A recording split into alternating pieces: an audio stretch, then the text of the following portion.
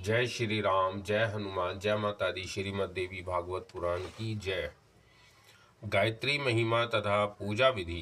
भगवान नारायण कहते हैं, नारद, भित्र पाद वाली गायत्री ब्रह्म हत्या का शमन करती है। अभित्र पाद वाली गायत्री का जप किया जाए तो पुरुष पाप का भागी बन जाता है।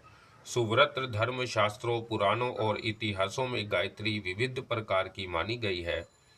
प्रणव से संपुटित 6 ओंकार से संयुक्त 5 प्रणव वाली गायत्री का जप करना चाहिए। यह भी शास्त्रों की आज्ञा है। जितना जप करना अभीष्ट हो, उसके 8वें भाग में गायत्री के चौथे पद का जप करना आवश्यक है। इस प्रकार जप करने वाले द्विज को भी ज्ञानी समझना चाहिए। वह सामुज्जय पद का अधिकारी हो जाता है। एक संपुटा षडोकार। यह 2 गायत्रियां केवल ब्रह्मचारियों के लिए है। गृहस्थ ब्रह्मचारी अथवा मोक्षकामी पुरुष तुरिया गायत्री का जप करे। गायत्री का तुरिया पाद परो राज से सावधोम यही है। इस तुरिया पाद में ब्रह्मा का ध्यान करने से ही जप का संपूर्ण फल प्राप्त होता है। अब ध्यान बतलाता हूँ।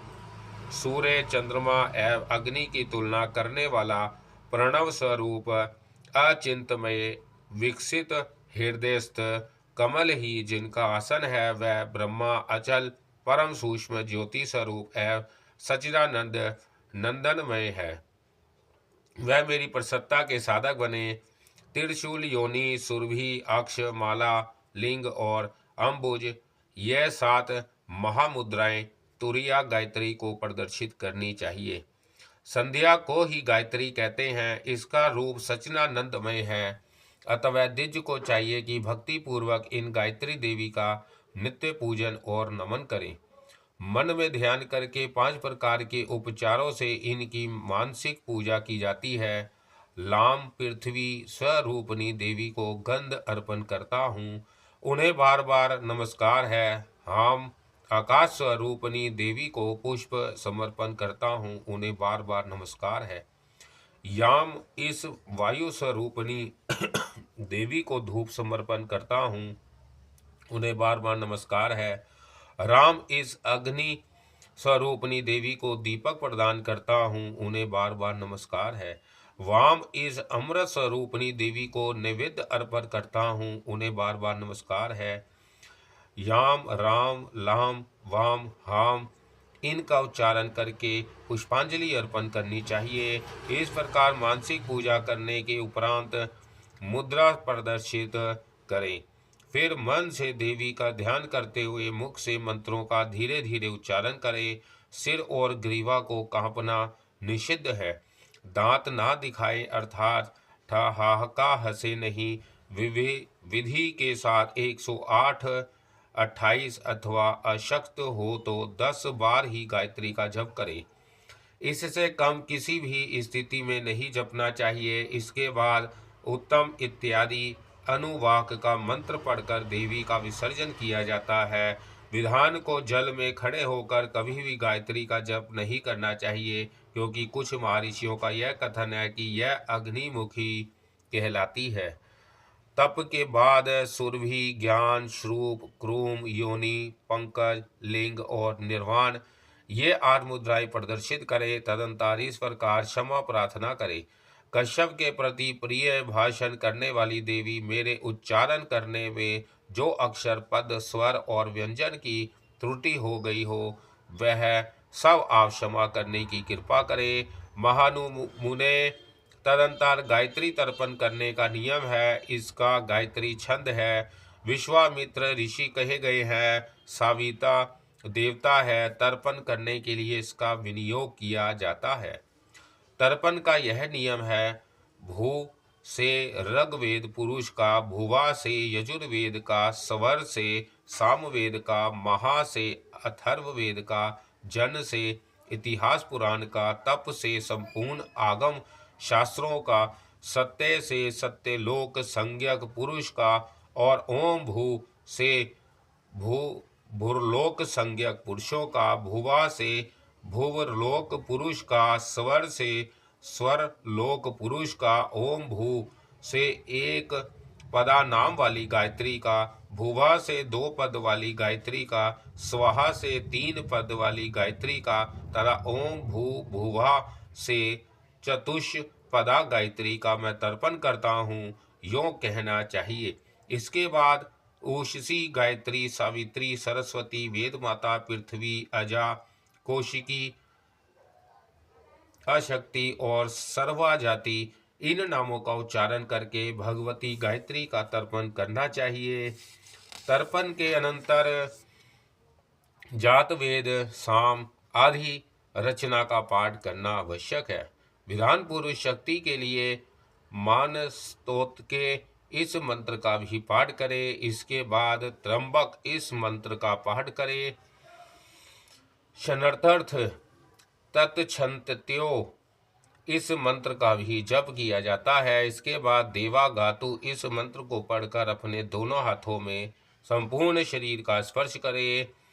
फिर सयोना पृथ्वी इस मंत्र को पढ़कर पृथ्वी देवी को प्रणाम करने का विधान है। श्रेष्ठ दीद को चाहिए कि वह प्रणाम करते समय नियम अनुसार अपने नाम और गोत्र का उच्चारण कर लें। इस प्रकार का विधान है। प्राय काल की संध्या का कहा गया है। संध्या कर्म समाप्त करके स्वयं अग्निहोत्र भी करे। होम करने के पश्चात सावधान होकर 5 देवताओं की पूजा करनी चाहिए। यह 5 देवता भगवती, शिवा, शंकर, गणेश, सूर्य और विष्णु। पुरुष सूक्त, व्याहृति, मूल मंत्र अथवा श्रीसते इस मंत्र से पूजा की जा सकती है। मंडल के मध्य भाग में भवानी की पूजा होनी चाहिए। ईशान कोण में माधव की, अग्नि कोण में गिरजापति शंकर की, नेतृत्व कोण में गणेश की और वायव्य कोण में सूर्य की क्रमशः स्थापना करके पूजा करें। 16 प्रकार के उपचारों से 16 रचनाओं का पाठ करके मनुष्य इन देवताओं को वस्तुएं अर्पण करे। सर्वप्रथम देवी की पूजा करके क्रमशः अन्य देवताओं का पूजन करना चाहिए। कारण देवी की पूजा से बढ़कर पुण्य कहीं भी नहीं दिखाई पड़ता। इसलिए संध्याओं में संध्या की उपासना की जाती है। अक्षत से भगवान विष्णु की, तुलसी से गणेश की, दुर्वा से दुर्गा की और केतकी पुष्प से शंकर की पूजा नहीं करनी चाहिए। मालती, चमेली, कुटज, पनस, किनकुश, बकुल, कुंद, लोभ, करवीर, शपा, अपराजिता, अगस्ते, मंदार, सिंधुवार, पलाश, दुर्वा, बिल्वपत्र, कुश की मंजरी, शाद की, माधवी, मंदार का पुष्प, केतकी, कचनार, कदम्ब, नाग केसर, चंपा, जूही और तगर आदि पुष्प भगवती को अत्यंत प्रिय हैं। गोगुल से भवानी के लिए धूप और तिल के तेल से दीपक प्रज्वलित करना चाहिए। इस प्रकार देवी की पूजा करके मूल मंत्र का जप करें। बंधुजन यों पूजा समाप्त करने के बाद ही वेद के अध्ययन में तत्पर हों। इसके बाद अपनी व्रति के अनुसार अपवर्ग का साधन करने के लिए तप में प्रवृत्त होना चाहिए। विधान पुरुष दिन के तीसरे भाग में नियम पूर्वक इस तप का अवकाश प्राप्त करता है।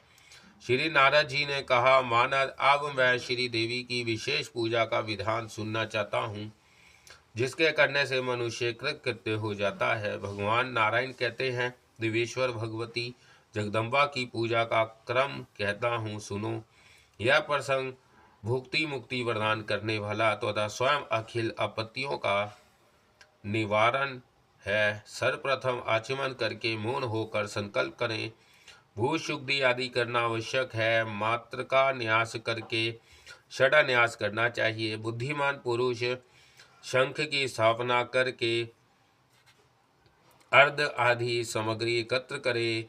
पूजनोपयोगी उपस्थित द्रव्यों का अस्त्र में जल से प्रोक्षण करे। फिर गुरु से आज्ञा लेकर पूजा आरंभ करे। प्रथम पीठ की पूजा संपन्न करके देवी का ध्यान करने के नियम है।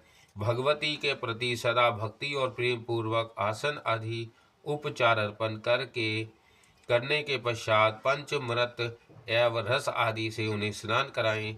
जो पुरुष पौंड्र संज्ञक गन्ने के रस से भरे हुए सैकड़ों कलशों द्वारा भगवती महेश्वरी को स्नान कराता है, उसका फिर जगत में जन्म नहीं होता। इसी प्रकार जो पुरुष वेद का पारायण करके आम अथवा ईख के रस से भगवती जगदम्बा को स्नान कराते हैं, उनके घर से लक्ष्मी और सरस्वती कभी दूर नहीं होती।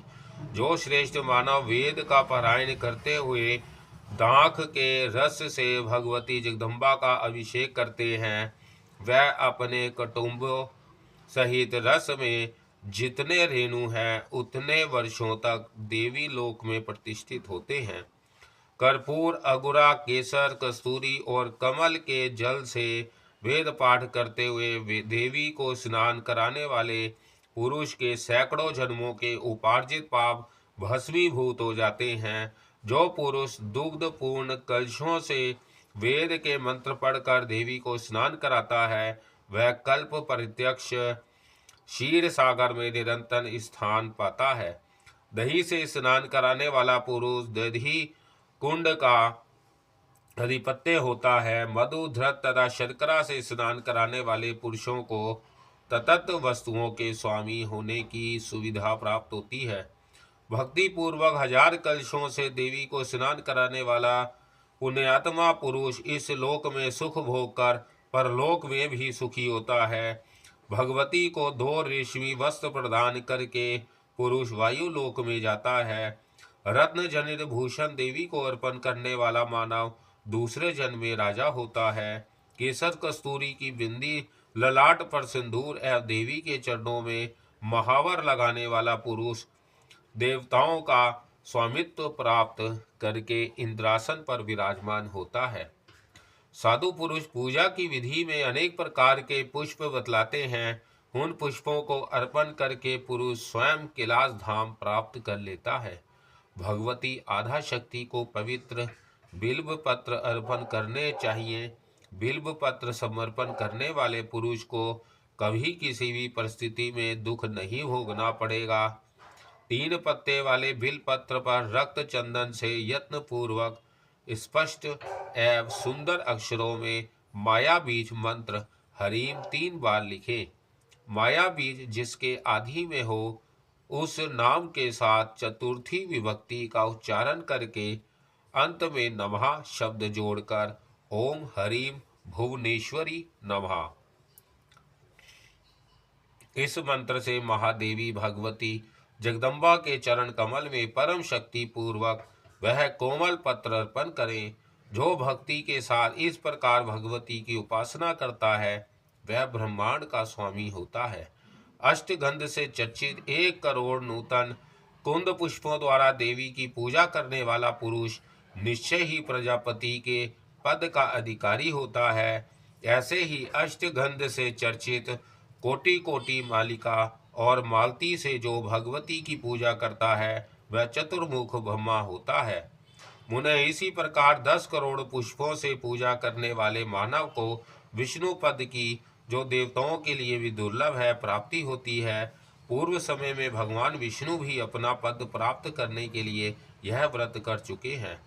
इस प्रकार 1 अरब पुष्पों के चढ़ाने से सूक्ष्म ब्रह्मा की प्राप्ति होती है। यत्न पूर्वक भक्ति के साथ सम्यक प्रकार से किए हुए इस व्रत के प्रभाव से ही भगवान विष्णु हिरण्यगर्भ हुए हैं। जपा कुसुम, बंदूक और दाड़िम अनार का पुष्प भी भगवती को अर्पण किया जाता है, ऐसी विधि कही गई है। ऐसे अन्य भी बहुत से पुष्प भगवती श्री देवी को विधि पूर्वक अर्पण करने चाहिए। इसके अनंत पुण्य फल को ईश्वर भी नहीं जानते। जिस जिस ऋतु में जो जो पुष्प उपलब्ध हो सकते हों, उन हजारों पुष्पों से प्रतिवर्ष सावधान होकर भगवती महादेवी की पूजा करें। जो भक्ति पूर्वक इस प्रकार उपासना करता है, वह महापात की एवं उपपातक की ही क्यों ना हो, उसके सभी पाप भस्म हो जाते हैं। मुने ऐसा श्रेष्ठ साधक अंत में भगवती के चरण कमलों को, जो प्रधान देवताओं के लिए भी दुर्लभ है, प्राप्त कर लेता है, इसमें कोई संशय नहीं है। कृष्ण अगुरु कर्पूर चंदन सिलहक धृत और गुग्गुल से युक्त धूप महादेवी को दिया जाए, जिससे मंदिर सुवासित हो उठे। इससे प्रसन्न होकर भगवती देवेश्वरी साधक को तीनों लोक सौंप देती है। कर्पूर खंडों से युक्त दीपक देवी को अर्पण करें, इससे साधक को सूर्य लोक की प्राप्ति होती है। चित्त को सावधान करके सैकड़ों एवं हजारों दीपक देवी का भी विधान है। इसके बाद देवी के सम्मुख नैवेद्य का पर्वत जैसा ढेर लगा दें। उसमें लोहा, चौष्य, पेय और षड रस सभी वस्तुएं होनी चाहिए। अनेक प्रकार के स्वादिष्ट रस से भरे हुए दिव्य फल हो। यह सभी पदार्थ सुवर्ण के थाल में रखकर देवी को निरंतर अर्पण करे। श्री महादेवी के तृप्त हो जाने पर तीनों लोग तृप्त हो जाते हैं, क्योंकि अखिल जगत उन्हीं का तो रूप है। जैसे रस्सी में सर्प का भान होता है, वैसे ही जगत केवल भास मात्र है। इसके बाद प्रचुर मात्रा में पवित्र गंगा जल देवी को निवेदन करें। कर्पूर और नारियल जल से युक्त कलश का शीतल जल देवी को अर्पण करें। तत्पश्चात मुख को सुगंध प्रदान करने वाला तांबूल भगवती को अर्पण करना चाहिए। उस तांबूल में कर्पूर के छोटे छोटे टुकड़े, इलायची और लवंग हो। इसे भक्ति पूर्वक अर्पण करने से भगवती प्रसन्न होती है। फिर मृदंग, वीणा, मंजीर, डमरू और दुंदुही आदि वाद्यों को ध्वनि से अत्यंत मनोहर संगीत, वेद पाठ, स्तोत्र और पुराणों के पाठ से भगवती जगदम्बा को संतुष्ट करे। तदंतर सावधान होकर देवी को छत्र और चामर अर्पण करें। श्री देवी का नित्य प्रति रजोपचार से पूजन करने का नियम है। जगत को धारण करने वाली भगवती जगदम्बा को अनेक प्रकार की दक्षिणा दे, फिर नमस्कार करके बार बार क्षमा प्रार्थना करे। एक बार के स्मरण मात्र से जब देवी प्रसन्न हो जाती है, तब इस प्रकार के उपचार करने पर प्रसन्न हो जाए तो इसमें संदेह ही क्या है। पुत्र पर कृपा करना माता का स्वभाव ही है। फिर जिसने माता के प्रति भक्ति की है, श्रद्धा की है, उसके विषय में तो कहना ही क्या है। इस विषय में एक बहुत पुराना इतिहास तुम्हें बतलाता हूँ। मन में भक्ति उत्पन्न करने वाला यह प्रसंग राजा बृहद्रथ से संबंध रखता है। हिमालय प्रदेश में कहीं चक्रवाक पक्षी था। वह अनेक देशों में घूमता घामता काशी में पहुंच गया। भाग्यवश वह पक्षी अत्रपूर्णा के दिव्य स्नान पर जा पहुंचा। अनाथ की भांति अत्र कर्ण के लोभ से ही वह वहां गया था।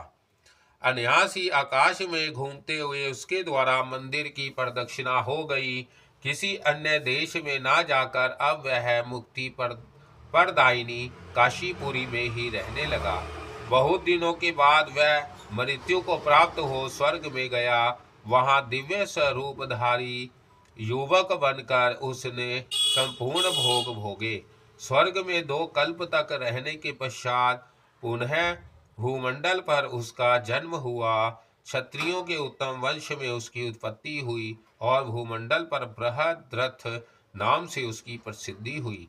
वह महान यज्ञशाली, परम धार्मिक, सत्यवादी, जितेंद्रिया, त्रिकालज्ञ, शत्रु विजय, संयमी और सर्वभौम राजा हुआ। उसे पूर्व जन की सभी बातें स्मरण थी, जो जगत में सबके लिए दुर्लभ है। परंपरा से उसके इस गुण को सुनकर मुनिगण वहां आए। राजा ने उनका आतिथ्य सत्कार किया। वह सब आसन पर विराजे। तत्पश्चात मुनियों ने पूछा, राजन, किस पुण्य के प्रभाव से तुम्हें पूर्व जन्म की सारी बातें स्मरण हो जाया करती हैं? तुम्हारे द्वारा कौन ऐसा पुण्य कार्य बन चुका है जिससे तुम त्रिकाल ज्ञानी हो गए हो? तुम्हारे इस ज्ञान के रहस्य को जानने के लिए ही हम यहाँ आए हैं। राजन, तुम कपट रहित हो, यथार्थ बातें हमें बताओ। भगवान नारायण कहते हैं, ब्राह्मण मुनियों की उपयुक्त बातें सुनकर उन परम धार्मिक राजा बृहद्रथ ने उनसे सारी बातें कह सुनाई। कहा, मुनिवरों, आप सब लोग मेरे त्रिकालज्ञ एवं ज्ञानी होने का कारण सुने। इसके पहले मैं चक्रवाक था। नीच योनि में मेरी उत्पत्ति हुई थी। मेरे द्वारा अज्ञानवश अकस्मात देवी के मंदिर की प्रदक्षिणा हो गई। उसी पुण्य के प्रभाव से मैं स्वर्ग में गया, 2 कल्पों तक वहां सुख भोगता रहा। उत्तम व्रत का पालन करने वाले मुनियों, उसी के प्रभाव से इस भूमंडल पर जन्म लेने पर भी मुझे तीनों काल की बातें जानने की शक्ति प्राप्त है। भगवती जगदम्बा के चरणों का स्मरण करने से कितना फल होता है, इसे कौन जान सकता है। ओहो, आज उनकी महिमा का स्मरण करते ही मेरी आंखों से निरंतर आनंद के आंसू झर रहे हैं। उन कृतज्ञ और पापियों के जन्म को धिक्कार है, जो जगजननी भगवती को अपना उपास्य देवता समझे हुए भी उनकी आराधना नहीं करते। इस संशय शून्य विषय में मैं अधिक क्या कहूँ। बस भगवती के चरण कमलों की ही निरंतर उपासना करनी चाहिए। इससे बढ़कर धरातल पर दूसरा कोई श्रेष्ठ कार्य नहीं है।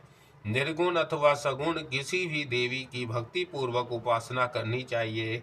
भगवान नारायण कहते हैं, नारद, राजश्री बृहद्रथ बड़े ही धार्मिक नरेश से उनके पूर्वोक्त वचन सुनकर मुनिगणों का हृदय प्रसन्न से भन गया।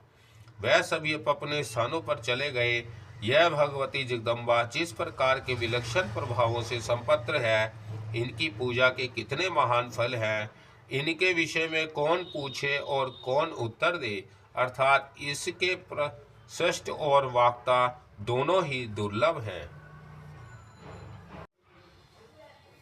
जय श्री राम, जय हनुमान, जय माता दी। श्रीमद् देवी भागवत पुराण की जय। मध्या, संध्या, तर्पण और स्वयं संध्या का वर्णन।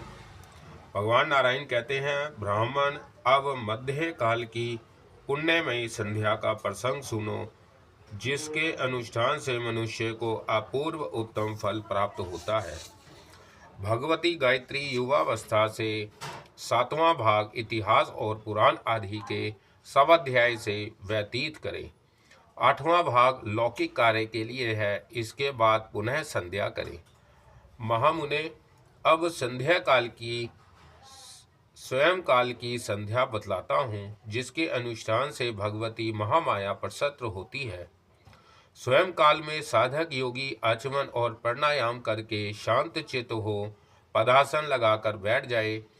श्रुति स्मृति संबंधी कर्मों में 2 प्रकार के प्राणायाम है, सगर्भ और अगर्भ। प्राणवायु को रोककर किए जाने वाले प्राणायाम को सगर्भ कहते हैं और केवल ध्यान करने को अगर्भ। अगर्भ आमंत्रक होता है। भूशुद्धि के पश्चात कर्म में प्रवृत्त होना चाहिए, अन्यथा उसे कर्म नहीं कह सकते।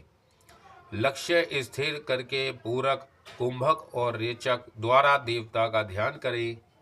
विधान पुरुष स्वयं काल में संध्या करते समय भगवती सरस्वती का इस प्रकार ध्यान करें। भगवती सरस्वती अब वृद्धावस्था को प्राप्त हो चुकी है।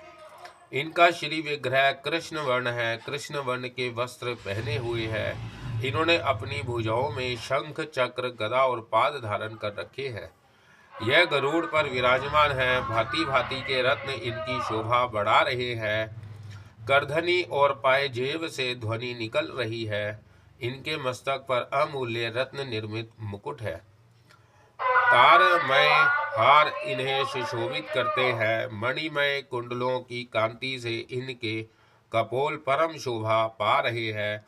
इन्होंने पीताम्बर धारण कर रखा है। यह सच्चिदानंद स्वरूपिणी है। सामवेद और सत्व मार्ग इनके अंग है।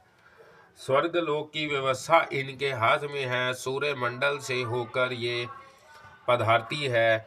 अब यह देवी सूर्य मंडल से यहाँ आ रही है। मैं इनका आवाहन कर रहा हूँ। इस प्रकार भगवती सरस्वती का ध्यान करके स्वयं काल की संध्या का संकल्प करना चाहिए। अपो ही छठा, इस मंत्र से मार्जन तथा अग्नि श्रुति से आचमन करे। शेष कर्म प्राय काल की संध्या के समान कहा गया है। साधक पुरुष शांत चित्त हो भगवान नारायण के परसतात्र गायत्री मंत्र का उच्चारण करके सूर्य को अर्घ दें। दोनों पैर समान हो, पृथ्वी की अंजलि में जल भर लिया जाए। मंडलस्थ देवता ध्यान करके क्रमशः अर्घ प्रदान करे। जल में अर्घ देने वाला मानव मूर्ख और अज्ञानी समझा जाता है। स्मृतियों का उल्लंघन करने से ऐसा द्विज प्रायश्चित का भागी होता है। तदनंतर सूर्य के मंत्र से उपस्थान करके कुश के आसन पर बैठकर गायत्री का जप करना चाहिए। जब 1000 हो या आधा हजार, किंतु श्री देवी का ध्यान करते हुए जप होना आवश्यक है। स्वयं काल की संध्या के तर्पण में भी प्राय काल की ही भांति उपस्थान आदि कार्य करने चाहिए। पहले विनियोग इस प्रकार करें। इसके ऋषि वशिष्ठ, विष्णु रूपा सरस्वती देवता और सरस्वती छंद है। स्वयंकालीन संध्या के तर्पण में इसका विनियोग किया जाता है। स्वयं पुरुष सामवेद मंडल हिरण्यगर्भ परमात्मा सरस्वती वेद माता सकृति संध्या तथा विष्णु स्वरूपणी वृद्धा सरस्वती उषसी निम्रजी सर्व सिद्धिकरी सर्व मंत्राधीश्वरी तथा भूर्भुवा स्वाहा पुरुष इन नामों का उच्चारण करके तर्पण करे। यह संध्याकालीन तर्पण श्रुति सम्मत है। नारद स्वयं काल की संध्या का विधान कह दिया। मुनिवर, यह पापों का नाशक, संपूर्ण क्लेशों को दूर करने वाला, व्याधि से मुक्त करने में परम कुशल तथा मोक्षप्रद है। संपूर्ण सदाचारों में संध्या अपना मुख्य स्थान रखती है। संध्या के प्रभाव से देवी प्रसन्न होकर भक्तों का मनोरथ पूर्ण करती है। गायत्री पुरशरणन और प्राणगृहोत्र की विधि। भगवान नारायण कहते हैं, ब्राह्मण अब देवी गायत्री का पापनाशक परम पवित्र तथा यथेष्ट फलदायी पुरचरण सुनो। पर्वत के शिखर, नदी पर, बिल्व पत्र के नीचे जलाशय, गौशाला, देव मंदिर, पीपल के नीचे उद्यान, तुलसी वन, किसी पुण्य क्षेत्र अथवा गुरु के निकट तथा जहाँ भी चित्त एकाग्र कर सके उस स्थल पर भी पुरचरण करने वाला पुरुष सिद्धि प्राप्त कर लेता है। इसमें संशय नहीं है। जिस किसी मंत्र का भी पुरचरण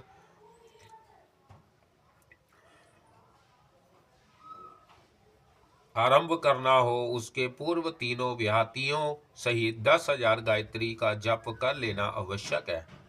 नरसिंह, सूर्य अथवा वाराह इन देवताओं के तांत्रिक अथवा वैदिक कर्म गायत्री का जप किए बिना निष्फल हो जाते हैं। सभी दिग्गजों आदि शक्ति वेद माता गायत्री की सदा उपासना करनी चाहिए। गायत्री के जप द्वारा मंत्र को शुद्ध करके यत्न पूर्वक पुरचरण में लगना चाहिए। मंत्र शोधन के पूर्व आत्मशुद्धि करना परमावश्यक है।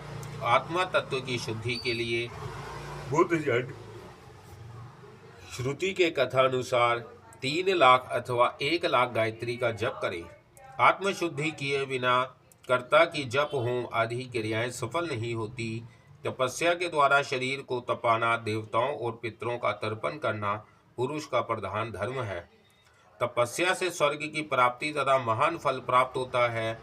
क्षत्रिय बाहुबल से, वैश्य धन से और शूद्र द्विज की सेवा से तथा श्रेष्ठ द्विज जप एवं होम से अपने आत्मा का उद्धार कर सकता है।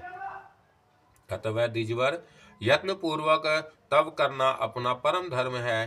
तपस्या की चरम सीमा शरीर को सुखा डालने में है। शरीर का शोधन करने के लिए वेद मार्ग में कृच्छ एवं चंद्रायन आदि व्रत करें। नारद, अब अत्र शुद्धि का प्रकरण कहता हूँ, सुनो। तांत्रिक और वैदिक पुरुषों ने अयाचित, उच्च, शुक्ल और भिक्षाव्रती ये 4 निश्चित जीविकाएं बतलाई है। इस अत्र से आत्मा परम शुद्ध हो जाती है। भिक्षा में मिले हुए अत्र को लेकर उसके 4 भाग कर ले। एक भाग द्विजों को, दूसरा गौ को और तीसरा अतिथियों को दे। इसके बाद अवशिष्ट भाग में स्वयं तथा अपनी पत्नी सहित ग्रहण करे। जिस आश्रम में ग्रास की जो विधि निश्चित है उसी क्रम का पालन आवश्यक है। उस अत्र पर शक्ति एवं क्रम के अनुसार पहले गौमूत्र का छींटा दे।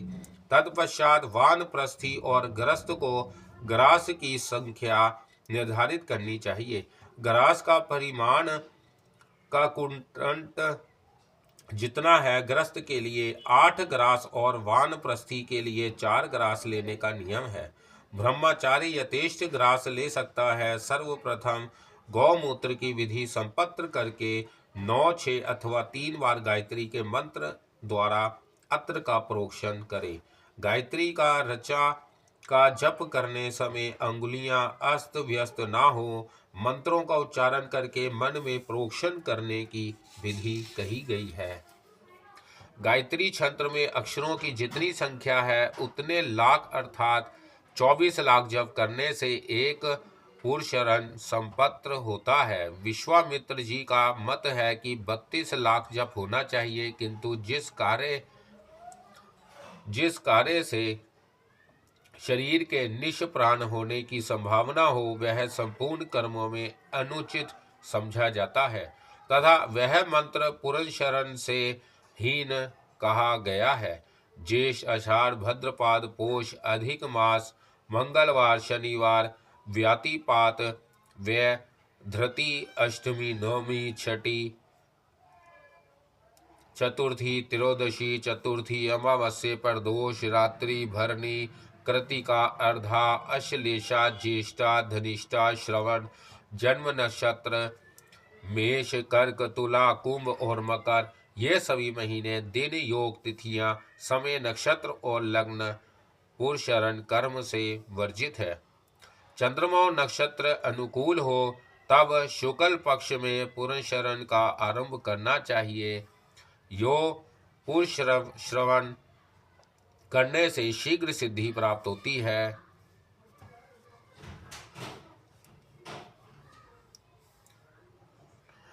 आरंभ से विधि पूर्वक स्वस्ति वाचन और नांदी मुख श्राद्ध करें। ब्राह्मणों को यत्न पूर्वक भोजन वस्त्र से संतुष्ट करें, फिर उन ब्राह्मणों से आज्ञा लेकर पुरुषरण आरंभ करें। शिव के मंदिर तथा अन्य किसी भी शिव संबंधी स्थान पर द्विज पश्चिमाभिमुख बैठकर जप आरंभ करें।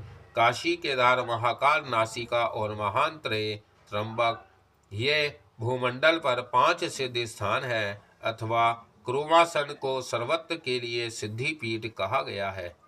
आरंभ के दिन से लेकर समाप्ति के समय तक समान रूप से प्रतिदिन जप करना चाहिए।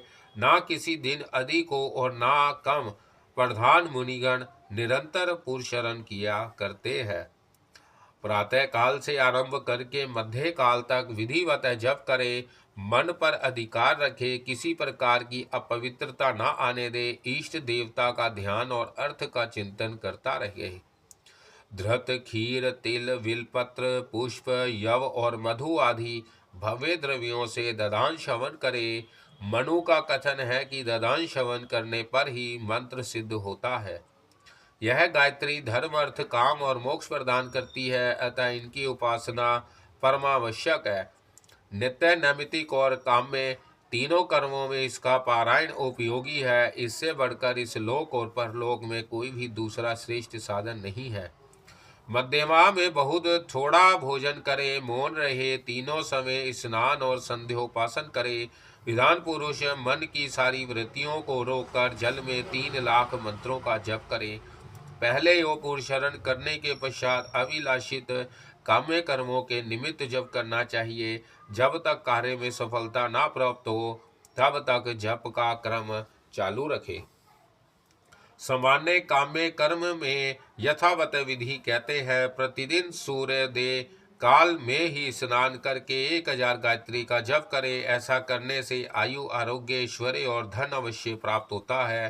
3 महीने, 6 महीने अथवा 6 वर्ष बीतते बीतते पुरुष को सिद्धि प्राप्त हो जाती है। 1 लाख धृताक्त कमल के पुष्प हवन करने पर मनुष्य संपूर्ण मनोरथों को प्राप्त कर लेता है। मुक्ति तो सुलभ हो जाती है। बिना मंत्र सिद्धि के कर्ता के जप और होम आदि सभी क्रियाएं, चाहे वह सकाम हो अथवा निष्काम, सफल नहीं होती। 25 लाख गायत्री का जप अथवा दही और दूध से हवन करने पर पुरुष एवं सिद्धि हो जाती है। यह महर्षियों का मत है। मनुष्यों को अष्टांग योग से जो फल प्राप्त होता है वही फल सिद्धि इस जप के प्रभाव से प्राप्त होती है। साधक शक्त हो अथवा अशक्त, किंतु आहार निश्चित रूप से करें। गुरु के वचनों पर विश्वास रखते हुए सदा जप करता रहे। 6 महीने तक जप करने से सिद्धि प्राप्त हो सकती है। एक दिन केवल पंचगव्य प्रशन करके रहे। एक दिन वायु के आहार पर रहने का नियम है। एक दिन ब्राह्मण के हाथ से मिला हुआ कुछ सिद्ध अत्र भोजन कर ले। यो नियम पूर्वक गायत्री का जप करे। गंगा आदि पवित्र नदियों में स्नान करके जल के भीतर ही 100 मंत्र का जप करे। फिर 100 मंत्रों का उच्चारण करके जल पिए। यों करने से पुरुष संपूर्ण पापों से मुक्त हो जाता है। यही नहीं किंतु उसे चंद्रायण और कृच्छा आदि व्रतों के फल निश्चित रूप से प्राप्त हो जाते हैं। यदि साधक राजा अथवा ब्राह्मण हो तो वह अपने घर पर ही गायत्री का पुरस्मरण करे। ब्रह्मचारी गृहस्थ अथवा वानप्रस्थी को भी अपने अधिकार के अनुसार जप आदि करने के पश्चात पुरस्मरण करने से फल प्राप्त होता है। मोक्ष की अभिलाषा करने वाले पुरुष श्रोत और समार्थ आदि कर्म करते हैं। पुरुष को चाहिए कि विधानों से शिक्षा प्राप्त करके आचार का पालन करते हुए साग्रिक होकर यत्न पूर्वक जप करे। फल मूल खाकर रहे, स्वयं 8 ग्रास भोजन करे। देव ऋषि इस प्रकार पुरस्मरण करने से वह मंत्र सिद्धि प्राप्त होती है, जिसके अनुष्ठान मात्र से दरिद्रता दूर हो जाती है। इसके श्रवण की इतनी महिमा है कि बड़ी से बड़ी सिद्धि स्वयं पुरुष को उपलब्ध हो जाती है। भगवान नारायण कहते हैं, ब्राह्मण अब बलि वैश्व देव की विधि बतलाता हूँ, सुनो।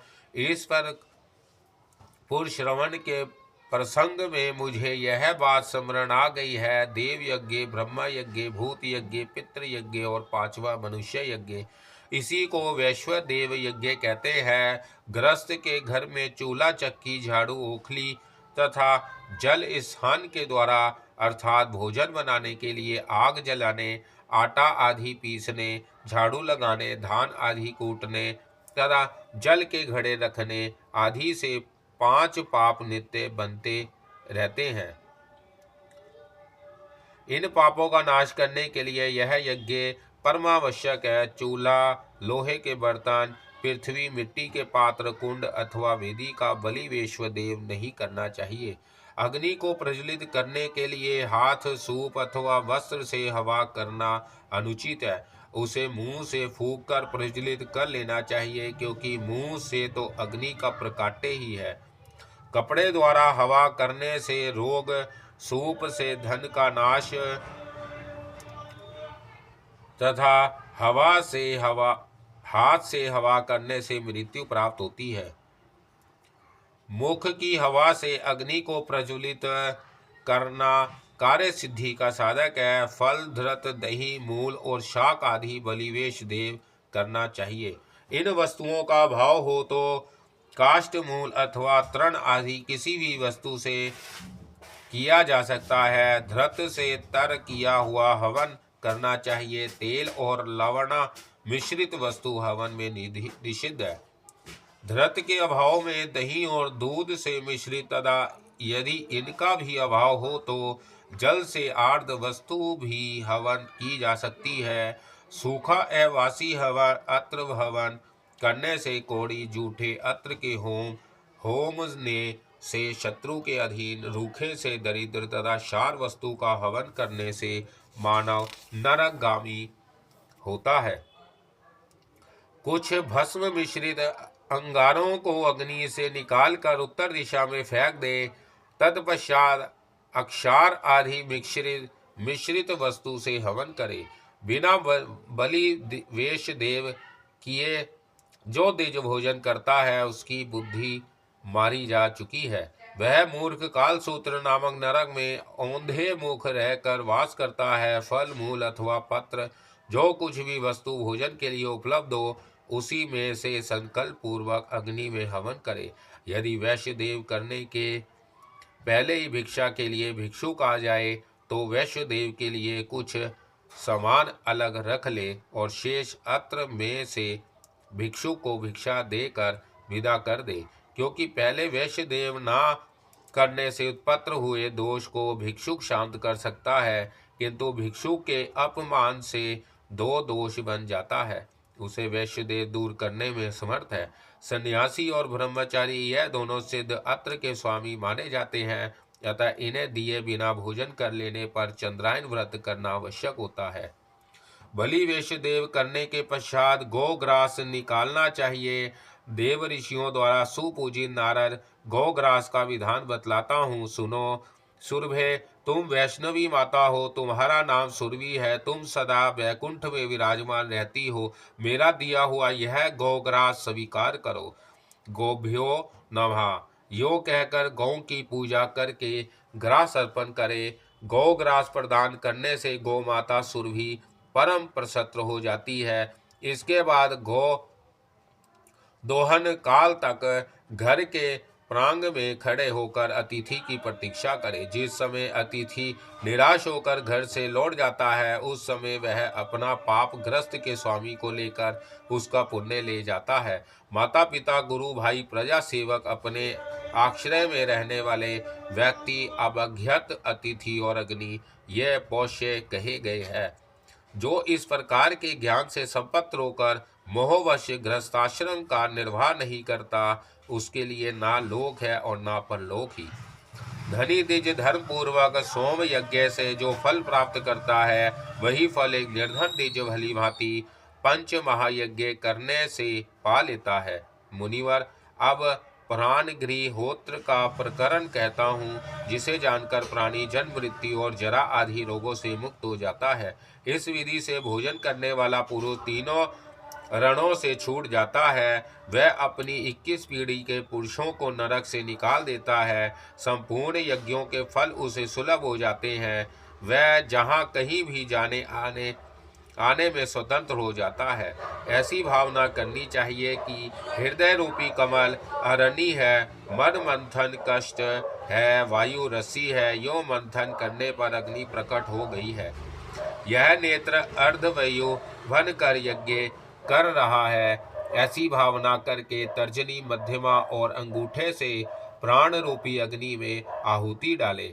मध्यमा अनामिका और अंगूठे से अपान के लिए कनिष्ठिका का, अनामिका और अंगूठे से व्यान के लिए कनिष्ठिका, तर्जनी और अंगूठे से उदान के लिए तथा संपूर्ण अंगुलियों से अत्र उठाकर समान संज्ञक प्राणगृह के लिए आहुति छोड़े।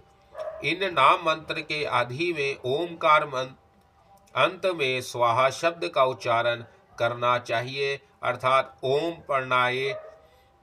प्राणाय स्वाहा यो कहे। मुख में आवाहनीय अग्नि, हृदय में ग्रहपत्य अग्नि, नाभि में दक्षिणाग्नि तथा नीचे भाग में साभ्य एवं अवस्थित संज्ञक अग्नि विद्यमान है, ऐसा चिंतन करे। वाणी होता है, प्राण उदाता है और चक्षु ही अर्धव्यूह है। मन ब्रह्मा है, श्रोत्र अग्रिध्र के स्थान पर है, अहंकार यज्ञ संबंधी पशु है और प्रणव को पय कहा गया है। बुद्धि को पत्नी कहा गया है, जिसके अधीन रहकर ग्रस्त पुरुष कार्य संपादन करता है। छाती वेदी है, रोम कुश है तथा दोनों हाथ स्रक और श्रुवा है।